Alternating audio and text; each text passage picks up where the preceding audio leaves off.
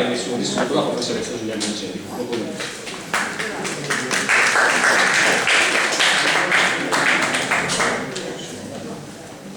Buonasera a tutti.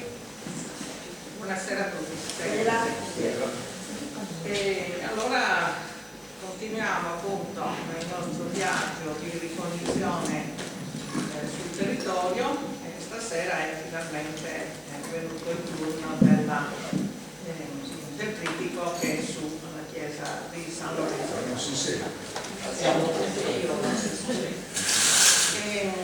Il trittico di San Lorenzo della Costa ha una caratteristica, adesso forse è troppo, ecco così, se lo sento, ha una caratteristica che è tuttora nella chiesa per cui è stato realizzato. Sembra una banalità, ma per tante opere non è così.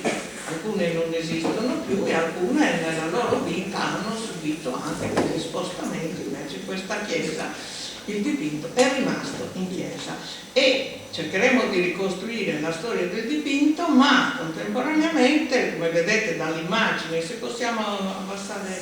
Scusa un attimo se ti interrompo, c'è il tuo profilo nello schermo, forse un pochettino... Allora mi metto qui in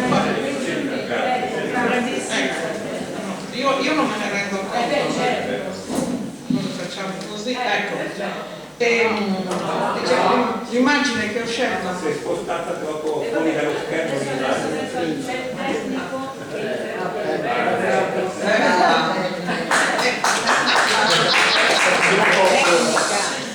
dicevo, come immagine di copertina, vedete, ho scelto questa che è una estrapolazione dal dipinto per sottolineare i due personaggi, storici importanti, i due donatori del dipinto, perché la storia del dipinto è intimamente legata alla storia di Andrea e Agnese, Andrea della Costa e Agnese Adorno, la moglie, e soprattutto al loro matrimonio che avvenne, lo sappiamo in maniera precisa, il 29 gennaio 1492. E probabilmente senza questo matrimonio non ci sarebbe neppure il dipinto. E allora cominciamo con l'ordine e partiamo proprio dalla collocazione del dipinto, dalla collocazione attuale e dalla collocazione che invece aveva storicamente. La collocazione attuale è nella terza cappella di sinistra, ma è una collocazione che risale alla fine dell'Ottocento, quando è stata realizzata questa cappella sfondando il muro della fiancata della chiesa. La chiesa è antica, molto antica, anche se la parte antica ormai non si vede più perché bisogna andare all'interno dietro la sacrestia o nei locali che sono al lato della chiesa. La chiesa comunque esiste almeno dalla fine del 1100, dagli inizi del 1200. Era molto più piccola e molto più semplice rispetto a quella di oggi e aveva 3 navate, sì, questo è certo, ma soltanto 2 cappelle alla testata delle navate. Non aveva altari, cappelle laterali e non aveva altari laterali. E questo dato è importante perché la collocazione originaria del dipinto è stata, lo possiamo dire con certezza, nella cappella a sinistra dell'altare maggiore, cioè dalla stessa parte della chiesa dove adesso, però nella cappella di testata a fianco all'altare maggiore. Lo possiamo dire con certezza perché negli scritti sulla storia di Santa Margherita antichi si dice che nel pavimento di questa cappella si trovava una scritta ancora nel Settecento della tomba della famiglia Profamiglia Costa. Quindi la collocazione era quella. Poi fine Settecento non c'erano più degli eredi diretti, è stata spostata sulla parete sulla fiancata della chiesa e poi ancora spostata e alla fine hanno costruito la cappella nuova. Ma la cosa importante è che il dipinto, nonostante questi piccoli spostamenti, tutto sommato è nella sua sede originaria. Qui vediamo il trittico nella sua completezza, la parte, il dipinto è realizzato sia nella parte anteriore delle tre tavole sia nella parte posteriore.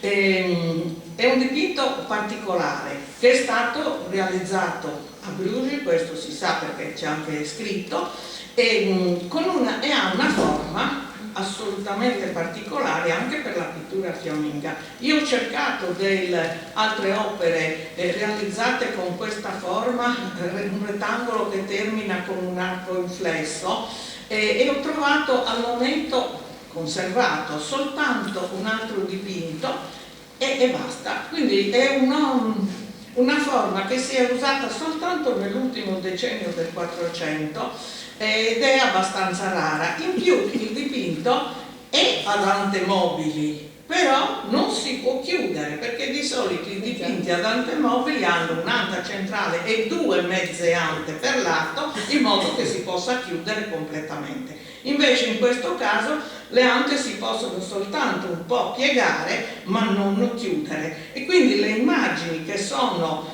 sul retro praticamente non si vedono e sono anche quelle più consumate. Gli episodi, lo sapete, sono legati alle vicende di Sant'Andrea, quindi al centro Sant'Andrea, il martirio di Sant'Andrea con i due committenti, le nozze di Cana a sinistra e la resurrezione di Lazzaro a destra. Sul retro sono dipinti, sul retro delle nozze di Cana, Adamo ed Eva dopo il peccato originale, e dietro la resurrezione di Lazzaro Adamo ed Eva in sembianza di cadaveri. Queste praticamente non si vedono poco, bisogna proprio chiuderle, ed è quindi anche la parte, siccome per tanto tempo il dipinto è stato proprio schiacciato contro la parete, e sono anche quelle che sono più rovinate, però la loro presenza è importante per capire anche il significato dell'opera. Adesso guardiamo in una delle due ante c'è appunto la scritta, quest'opera l'ha fatta fare, la scritta in latino, naturalmente l'ha fatta fare Andrea della Costa, 1499, Bruges. E invece nell'altra anta c'è un memento mori, proprio in tema con la raffigurazione di Adamo ed Eva in sembianza di cadaveri. Ecco, analizziamo ora le tavole una per una. Il trittico è dedicato a Sant'Andrea perché Andrea della Costa l'ha dedicato al santo di cui portava il nome. È comunque abbastanza particolare e interessante come raffigurazione, perché anche se si tratta di una scena di martirio, infatti il santo è legato alla croce decussata, alla croce di Sant'Andrea, proprio prende il nome da lui, e in basso si vedono i due committenti e alle spalle un corteo di personaggi. Tutti sono abbigliati con i costumi della fine del 400. Lo dico perché noi ormai non ci rendiamo più conto di questo, cioè ci sembrano dei costumi antichi, ma per l'epoca erano i vestiti contemporanei. E quindi anche i personaggi storici sono effettivamente poi vestiti come personaggi del 400. Sapete, Sant'Andrea è stato martirizzato a Patrasso per volere del governatore, e proprio in uno dei personaggi, vediamo se riesco a...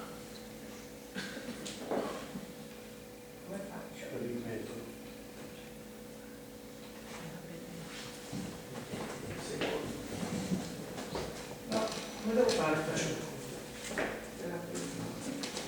Eccolo qua. Ah, ecco quello di ecco, questo personaggio qui con uno strano copricapo è proprio il governatore, perché sul copricapo ha l'iniziale E che corrisponde al suo nome, e il governatore mise a morte Andrea nonostante avesse guarito la moglie, e quindi c'è questo episodio. Perciò il richiamo alla storia del santo è preciso. Alle spalle si apre un paesaggio marino che allude a Patrasso, quindi all'episodio storico del martirio, ma potrebbe alludere anche alla costa ligure da cui proveniva, perché Andrea era nativo di San Lorenzo e si trasferì, pensiamo piuttosto giovane, a Bruges. E ecco qui, allora adesso vi faccio vedere il particolare. Ecco, qui si vede molto bene questo personaggio e porta una E, che è l'iniziale del suo nome, e poi ecco alle spalle ci sono questo paesaggio marino. Qualcuno ha voluto vedere in questo castello un richiamo al castello di Rapallo. È un castello ideale e comunque il richiamo al castello di Rapallo è sbagliato, perché il castello di Rapallo in queste forme all'epoca non esisteva neppure, perché è successivo. Quindi, ma insomma, a volte la storia non è proprio... Ecco, dall'altra parte un altro castello, quindi è un paesaggio ideale e reale nello stesso tempo. Questo per quanto riguarda la descrizione. Invece sul lato di destra vi faccio vedere prima questo, la resurrezione di Lazzaro, e anche in questo caso tutti sono vestiti con i costumi quattrocenteschi, tranne Cristo e Lazzaro che viene fuori dalla tomba, che è una tomba, non è una tomba come era come si usava a Gerusalemme in Giudea, ma è una tomba terragna come era nelle chiese medievali. Anche in questo caso la scena si svolge in una città fiamminga. Vediamo i particolari, vedete questo è il portale, proprio si svolge davanti a una chiesa, e ci sono anche alcuni particolari così gustosi, come questa gru che serviva per i lavori del porto, che si trova anche in altri dipinti fiamminghi. Quindi anche in questo caso l'episodio del Vangelo è collocato in un ambiente analogo a quello dove vivevano i due personaggi e dove viveva il pittore.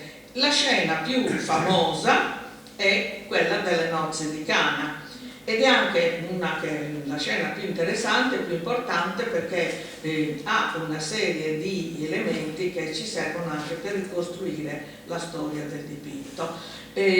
Sia la scena delle nozze di Cana che della risurrezione di Lazzaro, questo è importante notarlo, si trovano soltanto nel Vangelo di Giovanni. Sono esattamente il primo e l'ultimo segno della vita pubblica di Cristo, che comincia proprio con le nozze di Cana e finisce con la resurrezione di Lazzaro, ed è tipico, esiste soltanto nel Vangelo di Giovanni. Questo è interessante perché anche il martirio Andrea praticamente non ha una funzione nei due episodi. Di solito nei dipinti la parte centrale è dedicata al santo di cui si descrive la storia, e gli episodi laterali sono dedicati a episodi della sua vita. In questo caso possiamo dire soltanto che Andrea era presente in tutti e due i casi, perché la chiamata di Andrea, che è chiamato tra i primi apostoli, è precedente all'episodio delle nozze di Cana, e certamente Andrea era presente anche all'episodio della resurrezione di Lazzaro, perché Gesù, mentre andava a Gerusalemme, saputo che Lazzaro era malato e stava morendo, tornato indietro, e quindi, siccome era in viaggio, era con tutti i suoi apostoli. Però non c'è nessun ruolo attivo dell'apostolo, e questo ci deve anche far riflettere, perché questo dipinto è molto complesso, non soltanto per come è realizzato, per la complessità delle scene, ma perché queste scene si possono leggere non in diversi modi, ma in maniere sovrapposte. Allora, prima di tutto la lettura più semplice è la lettura degli episodi, ma gli episodi possono essere visti anche come prefigurazione di altri episodi. Le nozze di Cana in particolare sono una prefigurazione dell'ultima cena. Questo ha un senso anche per la vita di Andrea, perché Andrea a Bruges, è documentato a Bruges dal 1483, si sposa quindi quasi 10 anni dopo, e lei è riuscita a entrare a far parte della confraternita del Santo Sangue, che era una confraternita abbastanza elitaria, e questi si occupavano proprio del culto dell'Eucarestia e del sangue di Cristo. Quindi c'è anche questo riferimento personale. E, allo stesso modo, le nozze di Cana sono una scena, un evento, sono trasformati in un evento mondano. Vedete che la sposa, ecco, è accompagnata, la sposa è quella velata che siede con le mani incrociate, e tutt'attorno siedono delle donne, e gli unici personaggi che non sono vestiti con i vestiti contemporanei sono proprio Cristo, la Madonna, e quindi che sono quasi in un angolo a parte della scena. Torno un attimo indietro, c'è da dire che la raffigurazione delle nozze di Cana in questo modo è assolutamente un falso storico, perché le donne, sia all'epoca in ambiente giudaico, non sedevano assolutamente a tavola, quindi è proprio una trasformazione e un aggiornamento di questo episodio. Ma è molto importante questo aggiornamento, perché questa è una cosa che abbiamo visto proprio quando, forse ce n'è un altro di particolare, aspettate, ecco, così si vede meglio. Proprio mentre si faceva il restauro di questo dipinto abbiamo scoperto che lo stemma di Andrea e Agnese non è soltanto nella tavola centrale, ma ritorna anche in questa vetrata nella scena delle nozze di Cana. Quindi 2 volte è una ripetizione, è un pleonasmo. Se l'hanno messo 2 volte, se il pittore è stato invitato a ripeterlo anche in questa scena, è proprio perché la nostra attenzione deve essere tratta da questo motivo, e dobbiamo fare l'equazione nozze di Cana, nozze di Andrea e Agnese. Assolutamente, questo è fondamentale. E la presenza dello stemma ci dà anche la certezza che la commissione del dipinto è proprio legata al matrimonio, alla celebrazione del matrimonio.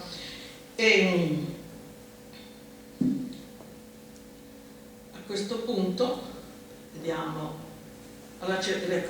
parliamo adesso del momento dei personaggi, e poi parleremo ecco, questi sono Agnese e Andrea. Tra l'altro, prima di tutto voglio attirare la vostra attenzione su questo panno rosso che è ai piedi del santo. Il santo, l'abbiamo visto, è raffigurato in gloria, non soffre, non sta morendo, ma è in gloria, e anche in questo dobbiamo trovare un richiamo alla vicenda evangelica, proprio nel Vangelo di Giovanni, perché per Cristo la morte in croce è il momento della vittoria, il momento del trionfo. Quindi per questo anche, vediamo se riusciamo un attimo a tornare indietro, perché ecco questo, ecco, torniamo un attimo qui. Ecco, questo è importante, anche perché è un pensiero che mi è venuto proprio mentre guardavo le diapositive, non ci avevo mai fatto caso, e invece è importante perché la lettura di quest'opera deve essere fatta sia in riferimento alla figura di Sant'Andrea, ma anche in chiave cristologica. Quindi Sant'Andrea è anche figura di Cristo che sulla croce trionfa. E questo è un concetto che è solo in Giovanni. Quindi la ripresa dei 2 episodi non è una ripresa casuale, anche questa è tridimensionale è voluta proprio dal Vangelo di Giovanni. D'altra parte appunto il richiamo alla necessità di una lettura cristologica. Abbiamo già parlato del fatto che Andrea facesse parte di questa confraternita, e le due scene laterali sono ugualmente prefigurazione, una dell'ultima cena, le nozze di Cana, e l'altra, la risurrezione di Lazzaro, che è l'unico episodio che affronta la risurrezione immediatamente prima della passione di Cristo, è prefigurazione della risurrezione di Cristo. Quindi c'è un altro piano di lettura, ma un terzo piano di lettura che è altrettanto importante riguarda i committenti. E adesso parliamo un attimo di Andrea e di Agnese. Dicevo prima che di loro sappiamo parecchie notizie. Di Andrea, vi dicevo, era originario di San Lorenzo, trasferitosi a Bruges, si occupava soprattutto del commercio dell'allume, che è una cosa fondamentale soprattutto per la tintura dei tessuti, per fissare i colori, e ha raggiunto un buon livello sociale a Bruges. Ma molto più importante di lui come casato era la moglie, Agnese Adornes, che faceva parte di una famiglia originaria di Genova, gli Adorno, che a Bruges avevano cambiato il loro nome in Adornes, ed era una delle famiglie più importanti della colonia genovese. Sapete che a Bruges i genovesi già dal 1399 avevano un loro locale pubblico, una loro loggia sulla piazza della Borsa. Se andate a Bruges questo locale c'è tuttora, che vuol dire che la comunità genovese non era limitata a pochi individui, ma aveva come comunità un preciso ruolo sociale. Contemporaneamente l'arrivo di pittori fiamminghi a Genova è documentato almeno dal 1408. Il primo pittore fiammingo di cui si ha notizia a Genova è un tale Alessandro di Bruges, che è documentato proprio nel 1408. Poi per tutto il secolo, ma poi ancora nel 500 e nel 600, si susseguirà l'arrivo di diverse opere. Qualcuno ha anche cercato di attribuire a uno stesso pittore diverse opere, ma la cosa è assolutamente sbagliata, anche perché i genovesi, che in qualche modo avevano un rapporto con Bruges, commissionavano l'opera a Bruges a un pittore di Bruges e poi la facevano arrivare a Genova. Sono tutti episodi isolati e quindi non si può pensare che un unico pittore abbia mandato più opere. È stato tentato proprio con quest'opera e con le tavole del cosiddetto maestro di San Giovanni Evangelista, che era un grande trittico che si trovava in origine a Genova, ma alla fine si è dovuto ammettere che una lettura in questo senso non era assolutamente corretta. E quindi parliamo un attimo di Agnese e Andrea. Dicevo, Agnese è di lei sappiamo praticamente tutto. È nata nel 1477, quindi quando ha sposato Andrea non aveva praticamente neanche 15 anni, ma apparteneva a una delle famiglie più importanti, era figlia di Arnaud Adornes ed era nipote, e il nonno era Anselmo Adornes, che è un personaggio che compare anche per altri motivi nella storia dell'arte, perché a un certo punto, dovendo affrontare un viaggio fino a Gerusalemme nel 1470, fece testamento, e nel testamento cita due dipinti in suo possesso, due tavole di Van Eyck, che sono due piccole rappresentazioni delle Stimmate di San Francesco, e lui le lascia a due figlie che erano entrambe monache. E anche su questo gli studiosi a questo argomento si sono molto